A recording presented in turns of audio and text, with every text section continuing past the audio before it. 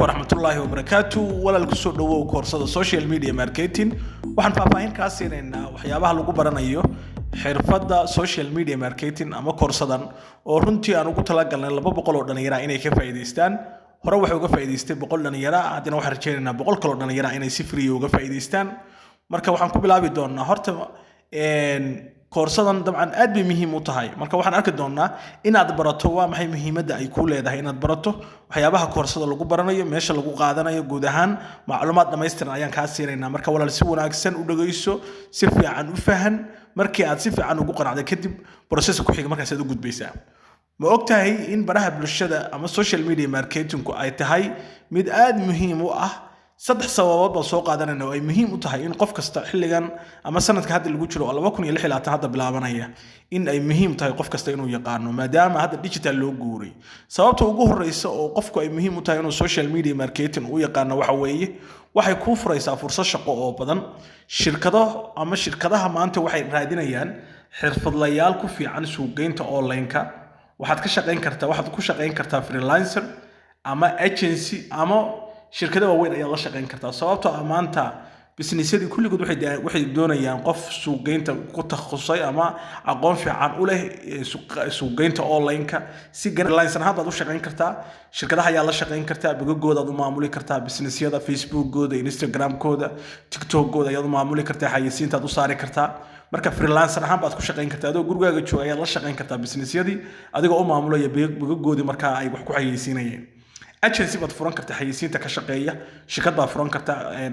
ka shaqeysa si dadku wax loogu xayeysiiyo dadka ayaad page-ka u maamuli kartaa page cusub u sameyn kartaa ganacsiyada aan lahayn sidoo kale xayeysiinta aad u dhisi kartaa halkaas oo aad lacag dabcan ka sameyn karto ama shirkadaha waaweyn ayaa dabcan la shaqeyn kartaa oo fursadaha la soo xayeysiiyo ee shaqooyinka ah ayaad chance-kaas ka faa'iideysan kartaa horta waa fursadda koowaad waxa weeye waxay kuu furaysaa shaqo haddii aad koorso cilmigan social media marketing aad si fiican u taqaano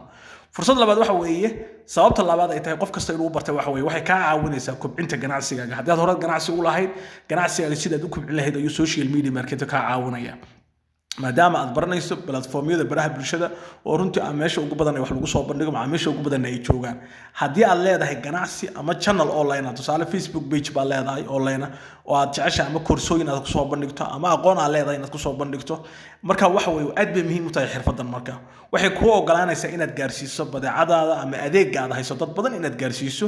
sidoo kale waxay kuu ogolaanaysaa inaad kordhiso iibka iyo views-ka dadka ku daawan kara isla markaana aad dhisto sumcad iyo kalsooni inaad ka hesho baraha bulshada marka sababtaasna waa sababta labaad ee qofku ay tahay inuu social media marketing u yaqaano ama ay tahay inuu xilligan la joogo inuu u barto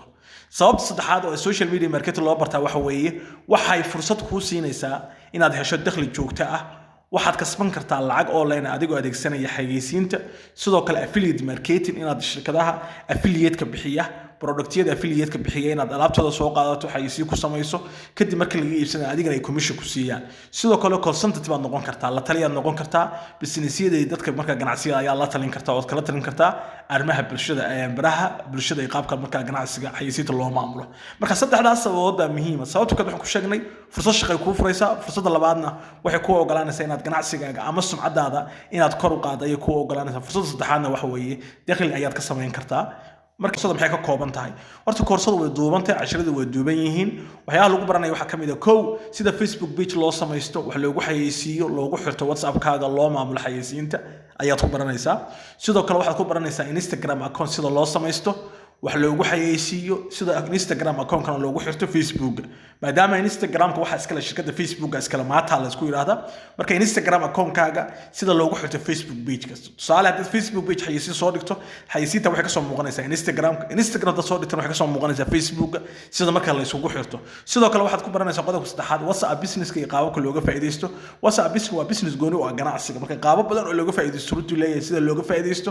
waxaad qodobka afraad baran doontaa TikTok account sida loo samaysto loogu xirto barahaaga bulshada waxna loogu soo bandhigo TikTok waa muhiim dhalinyartii oo dhan halkaas ay joogaan marka iyada lafteeda TikTok account muhiim oo ganacsi ah TikTok account wuxuu iskaga jiraa mid profile oo qofku iska samaysto iyo mid professional oo ganacsi oo loogu talagalay qofku inuu wax ku xayeysiiyo alaabtiisa ku soo bandhigo marka iyadana dabcan sida loo samaysto sidoo kale waxaad baran doontaa sida sawirada iyo alaabta xayeysiimaha aad ku sameynayso ama alaabta rabta inaad xayeysiiso sida loo nashqadeeyo adigoo isticmaalaya Canva oo loo sameeyo marka alaabtii in sawirka loogu muujiyo adigoo adeegsanaya marka graphic design